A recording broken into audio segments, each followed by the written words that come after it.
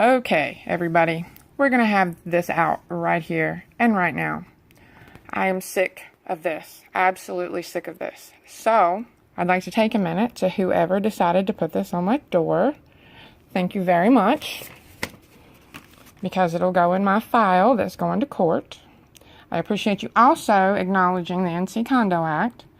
And please know that when it says Unit Owners Association, it does not say the HOA Board.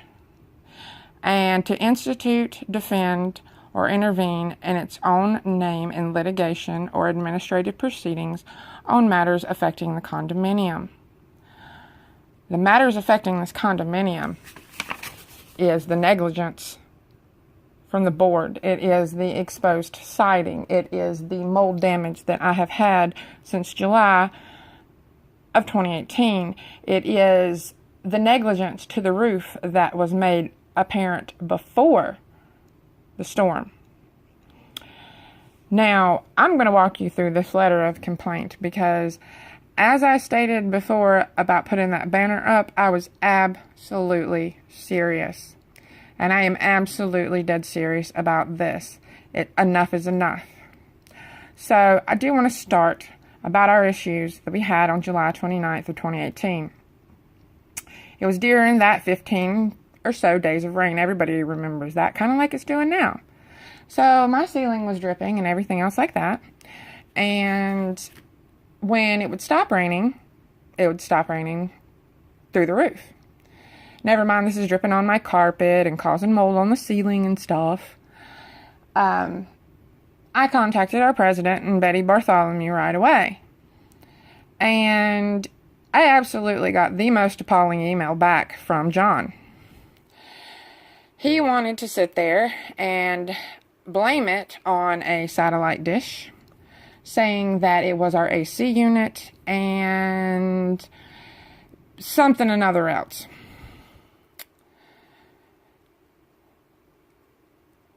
And I told him that it's okay. If it's a satellite dish, guess what? It's not mine because we don't have cable. I said, if it's our AC unit upstairs, I said, it hasn't worked in 2 years. And we could have somebody out here that day. And they could tarp the roof or do what they needed to. My husband tried to contact John, but like he doesn't answer the phone or just doesn't pick up or anything else like that until our person who we were going to have come out here contacted him and said, hey, we need payment. We need $250.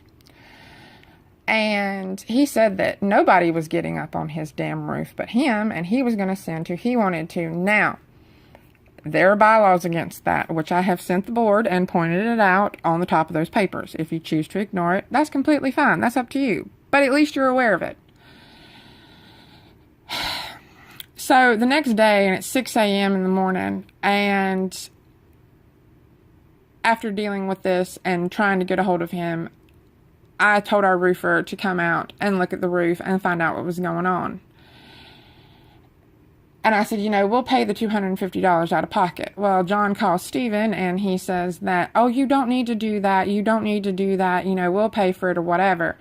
So our roofer, who's a woman, said, I tried contacting him and she's like, he keeps refusing payment. Now we're all, hearing this over the phone.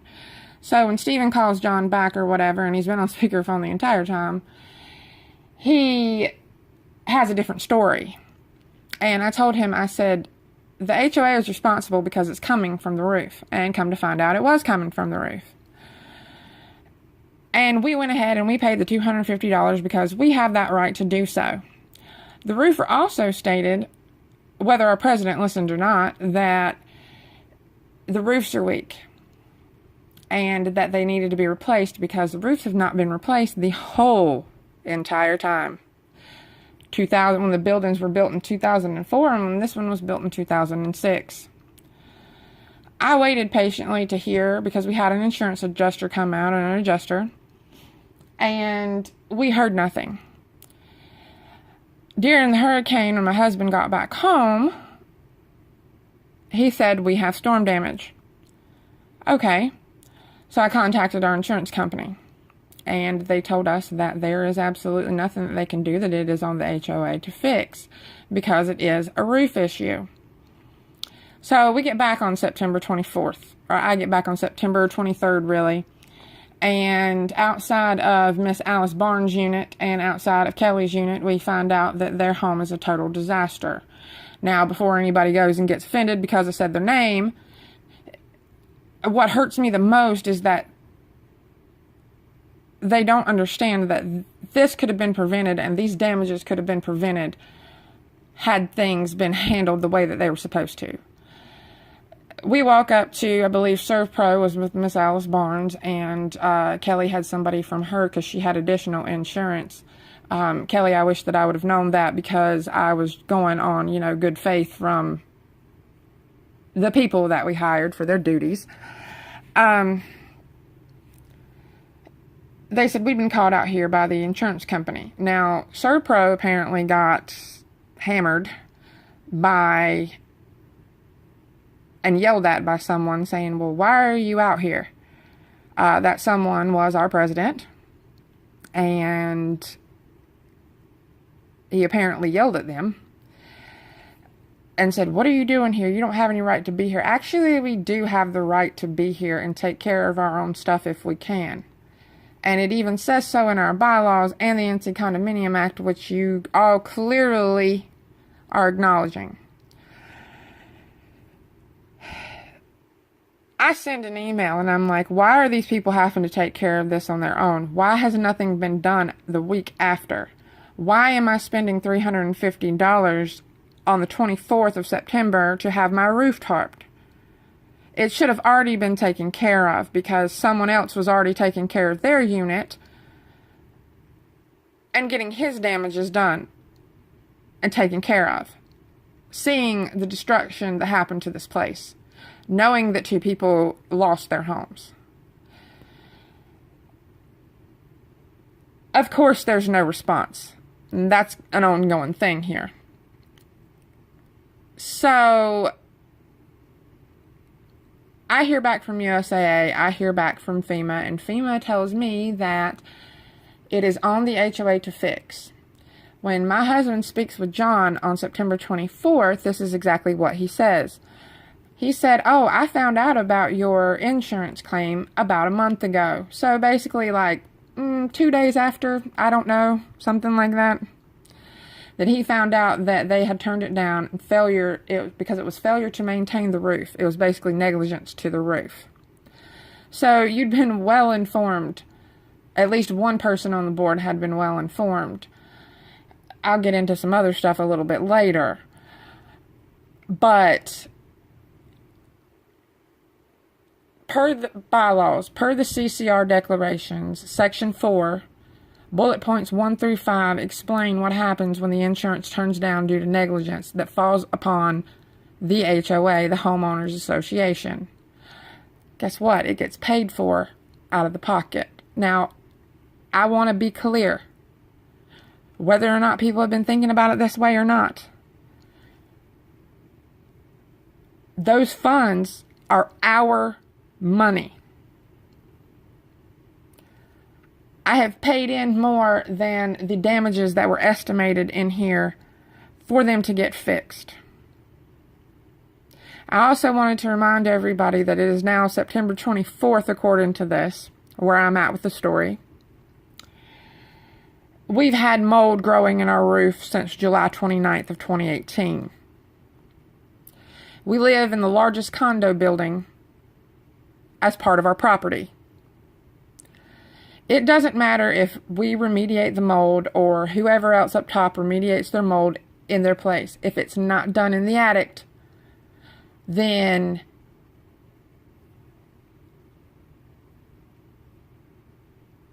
it still is an issue. So I don't understand why, after the roof was fixed, did Deluxe Roofing, who remediates mold, it says so on the back of their trucks, remediate the mold in the building. There's also a huge issue, which we're going to touch on slightly. In more than one place does it state that if a unit owner requests to look at the books, you have to do that. Believe me, I've been to public records. I've seen Superior Court records where people have sued for a lot less. One of them is being able to look at the books. Now, you cannot, anything that you have a change of budget on, which is in the declarations, and it is also in the Condominium Act, you cannot do a change of budget as far as changing insurance policies and getting new ones and doing things acting on your own. You cannot do that and spend our money without 67% of the vote. Why this has not been followed, I'm not sure. So, where are we?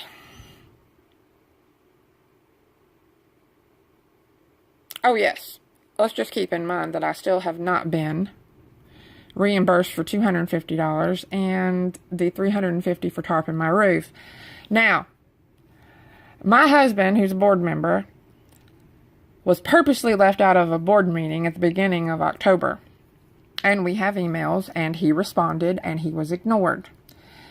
You can't have a secret board meeting, no matter what you say. It is in the bylaws, it is in the CCRs, it is in the Condominium Act. You just cannot flat do it, and you did it. Plus, any matter concerning any unit, when there's a meeting about that, the unit owners, the parties are supposed to be involved. Now, I'm pretty sure with this letter, because it's coming from the board of directors, which is whole Long Bay Commons email, that's a whole nother issue. My husband didn't speak on behalf of this. We didn't get a notification that there was going to be a board meeting, so I'm pretty sure that you violated yet again another bylaw.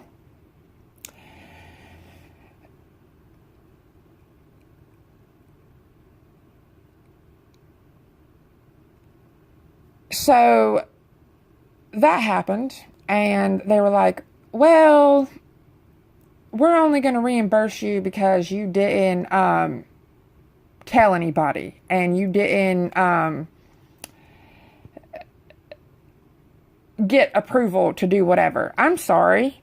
Like it says in the declarations and the NC Condominium Act, if something is threatening my home and I can have somebody out here, I don't need board approval.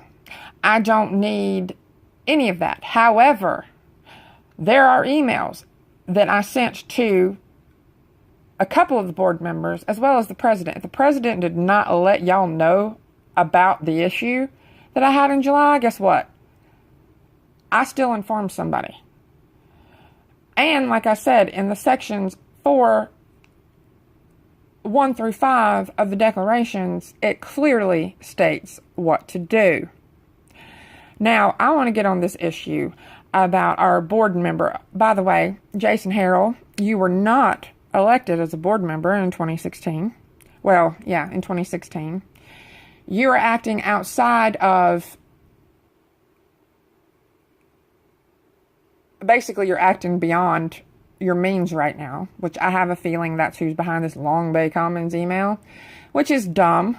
Because you do not speak on behalf of all the board members, because this does not speak on behalf of my husband and anybody else. So I don't even know why we have this, because it's irrelevant. You don't remain anonymous, you talk to people like you're supposed to. When we had the insurance adjuster come out on the 28th, the only thing that he looked at was the Gonzo's Animal House unit, which was Jason Harrell's, and Kelly's. Granted, Kelly's needed to be looked at. Granted, everybody's needed to be looked at. But everybody was at home that day. I get a text message from Virginia that says, hey, are y'all home? I told him that y'all were home because both my husband's patrol car and my car were at home. Everybody was at home because they were waiting for the insurance adjuster.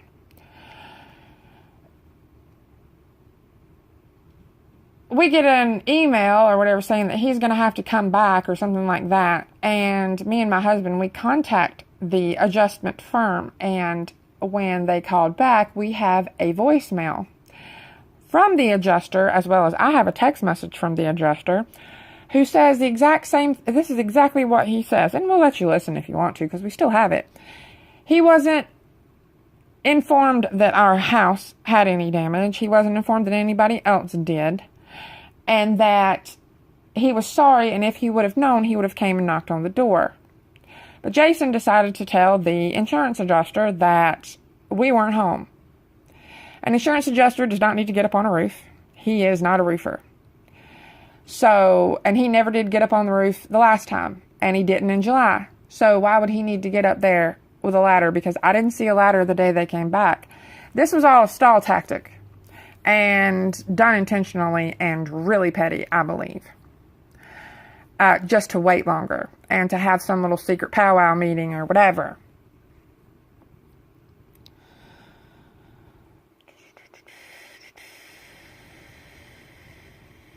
We also have those emails where my husband said, I can attend this board meeting, and was purposely left out. And John wants to sit there and claim that, oh, he didn't respond. Oh, yes, he did. You just ignored him because of how you worded your email to everyone else but him.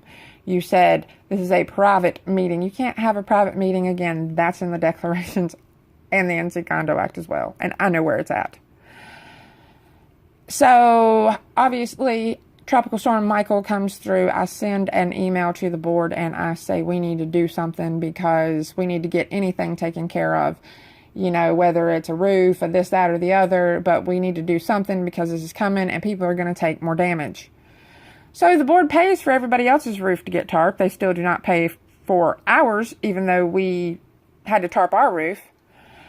When I suggested and made the suggestion that I had an extra tarp because I had bought a big enough one where the roofers cut it in two, and I said it'll save the HOA money, guess who responds 5 minutes later from their iPhone?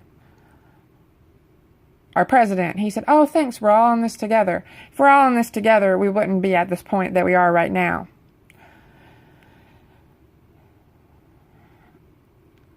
We have emailed and emailed and emailed the board until I fell sick October 22nd, when I was diagnosed with bronchitis and sinusitis.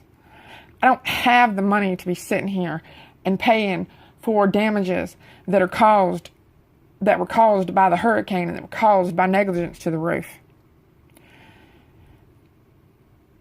So that was more money out of pocket. And granted, we're already behind because we had to tarp our roof, and thank God we still had our house payment. We had to make a double house payment on my birthday, October 1st, because of this. I just caught up with my car payments. I just caught up with all of my payments, and my husband's working overtime. Because of the doctor's bills, the constant medicine, we had to buy an air purifier. My husband and I cannot sleep in the same bed and cannot be upstairs. And this could all be fixed by now. And when do we get new roofs? We get a new roof in November. In November. And you want to claim that we don't have the funds. I don't see how that is possible, about how we don't have the funds. And why in the world are we waiting so long to get these things taken care of when, like anything else, if you're waiting on an insurance settlement, just like you were waiting on it for the roof, you pay out of pocket, and then when the insurance money comes, you pay it back right into the funds. That's what was supposed to be done. So everybody else who's repaired theirs that could do so have, and they're waiting to be reimbursed. When I ask and say, we don't have the money to fix ours, but I am getting sick, I have been sick, you pay out of the HOA funds, because you're going to have to for the negligence in July, and then whatever insurance money comes back, that goes into the HOA. How hard is that to understand? So finally, in November, I decided to do what I'm supposed to according to the NC Condo Act and the bylaws, give 30 days notice, or at least it's like 15 to 30 days notice about a lawsuit. I file a lawsuit, or I tell them, hey, I'm going to file a lawsuit. I send it to all the board members with a breakdown page by page of the declarations, the NC Condo Act. I have read those pages, and I have studied with lawyer friends. I have done all of that. And they helped me understand this, which it really isn't that hard to understand to begin with. But you're going to ignore me for what reason, I don't know. A week later, on Black Friday, I got a text message from Miss Betty. Now, for those of you who don't know, we were owner financing. And Miss Betty decided to extend our contract 5 more years and sell the note to Grand Bank. So Miss Betty said that she needed to talk to me and Stephen about something. So she goes, I'll meet you at the barbecue house that Sunday after Black Friday. Okay. She proceeds to threaten me and our home by saying that it was all my fault. The reason why Grand Bank wanted to have her buy the property back. That's not true. She said, you can talk to Rob, which is the guy over the financing issue. She said, you can do all that. She goes, you just can't afford this place because you're behind this, you're behind that. Well, I'm sorry if I can't pay HOA dues right now because I'm behind on my car payment. I can barely, feed myself. I can barely even get up without having to take a boatload of medicine. All because of negligence.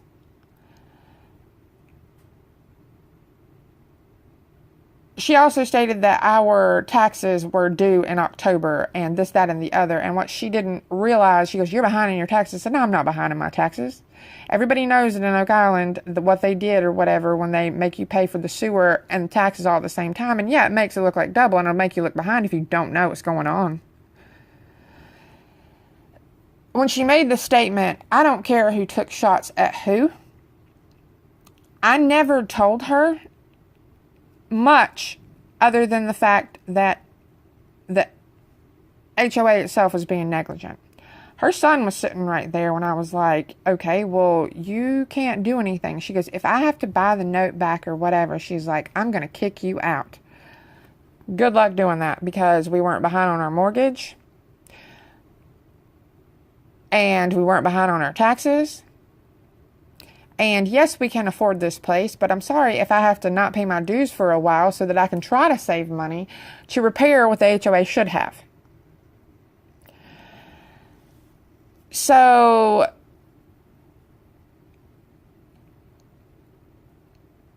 I'm not sure why you do not see by now that not only do I have proof, that not only did you drive me to this, but if you take this to court, it is all going to come out.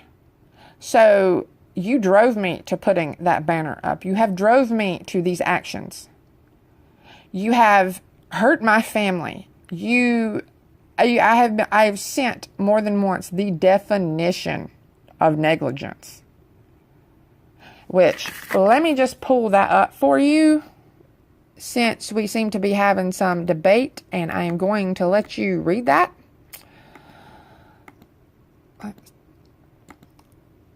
Let's see. Ben.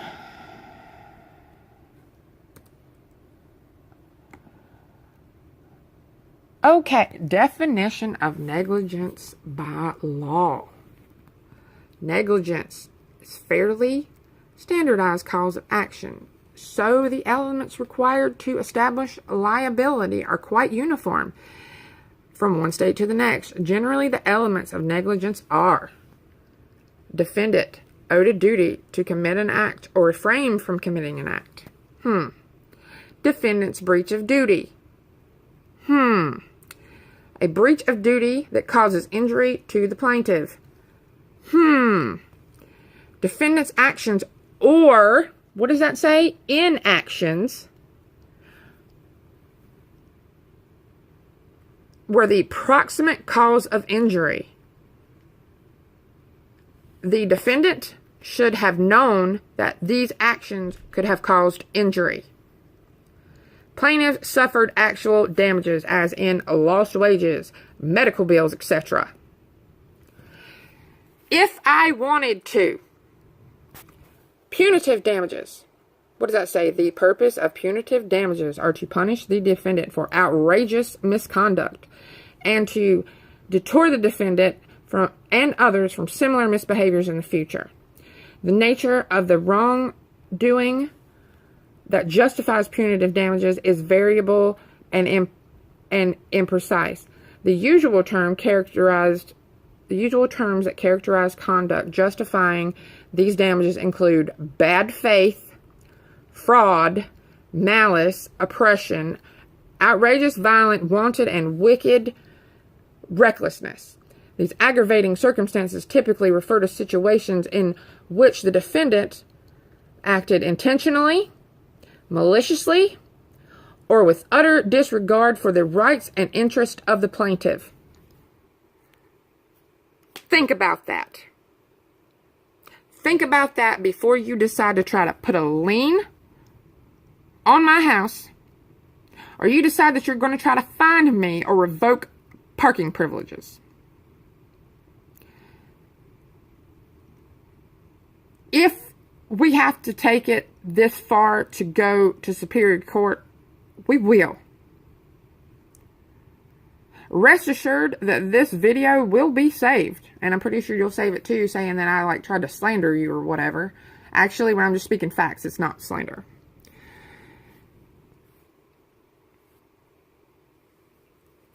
This will play in court. This will play for anybody that wants to hear it. What needs to happen right now is that certain people need to realize the actions that have been committed here, and they need to take responsibility for them. You didn't need to drive me to put up that banner. You did not need to drive me to getting sick. You did not need to drive to where you purposely ruined the value of my home. Because you can say whatever you want to. You knew about the roof in July. You had a month before, actually a month and 2 weeks before that storm hit, to do something about it to where maybe I wouldn't have had any damages at all. Maybe Kelly, maybe Alice, maybe everybody else wouldn't have sustained storm damage or lost their homes.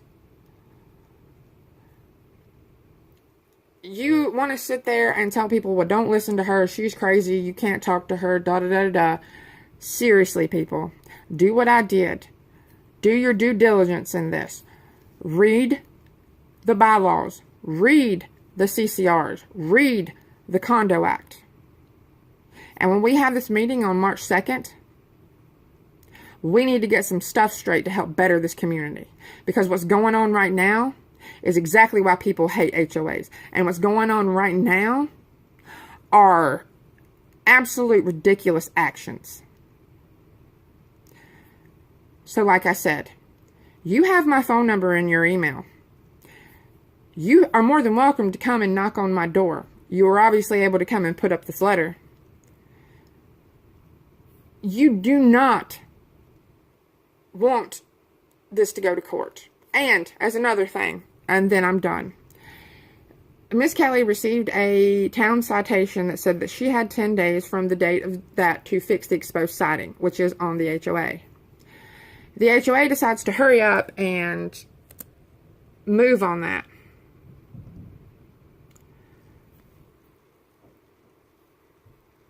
And that's where we're at right now. So you're going to hurry up and help her, but you're not going to hurry up because you don't want her to suffer and you don't want her to get fined and stuff like that. But we've been sitting here waiting for you to do something about the mold and the damage and stuff since July. I don't see where it's going to hold up in court that you are following the bylaws and not under the definition of negligence.